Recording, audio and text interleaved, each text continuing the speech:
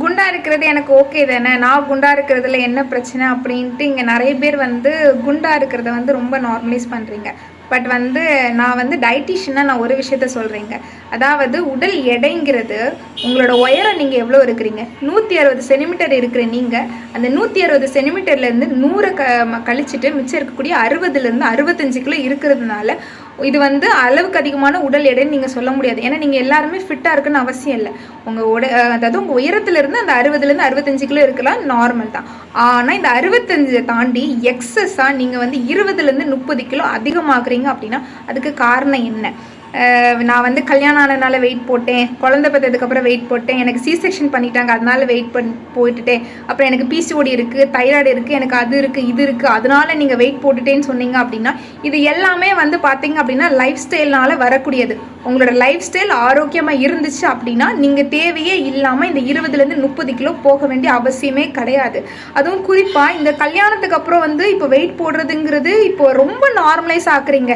நான் இப்படி வெயிட்டாக தான் இருக்கிறேன், இது என் ஹஸ்பண்ட் பிடிக்குது பிடிக்கலன்னெல்லாம் நீங்கள் சொல்கிறீங்களே. நார்மலாக உடல் எடை அதிகமாகிறது பெரும்பாலும் வந்து தனிப்பட்ட வாழ்க்கையை பாதிக்குங்கிறத நீங்கள் புரிஞ்சுக்கோங்க. நீங்கள் உடல் எடை கூடும்போது அது வந்து உடல் எடை கூடுறதுங்கிறது ஒரே நாளில் உங்களால் 10 கிலோ கூட்ட முடியாது. அது ஒரு நாளும் கூடிக்கிட்டே இருக்கும். நீங்கள் அதை ரெகுலராக வாட்ச் பண்ணிங்கன்னா ஏன் கூடுதுன்னு தெரிஞ்சிச்சுனாலே அதை குறைக்கிறதுங்கிறது கஷ்டம் ஒன்றும் கிடையாது. இது குறைக்கிறதுனால உங்களுக்கும் நல்லது தான், சுற்றி இருக்கிறவங்களுக்கு தான் நல்லது தான். அதனால் குண்டாக இருக்கிறத நீங்கள் தயவு செஞ்சு நார்மலைஸ் பண்ணாதீங்க.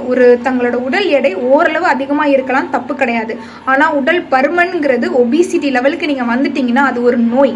நீங்கள் நோயோட வாழ ரெடி அப்படின்னா நீங்கள் குண்டாக இருக்கலாம், தப்பு ஒன்றும் கிடையாது.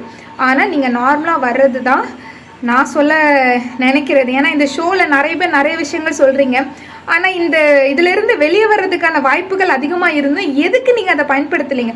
உங்களுக்கு உங்கள் கணவரை ரொம்ப பிடிச்சிருக்கு, பட் உங்கள் கணவருக்கு வந்து நீங்கள் குண்டாக இருக்கிறது பிடிக்கலன்னா நீங்கள் குறையிறதுல என்ன தப்பு? குறையவே முடியாத ஒரு காரணமா?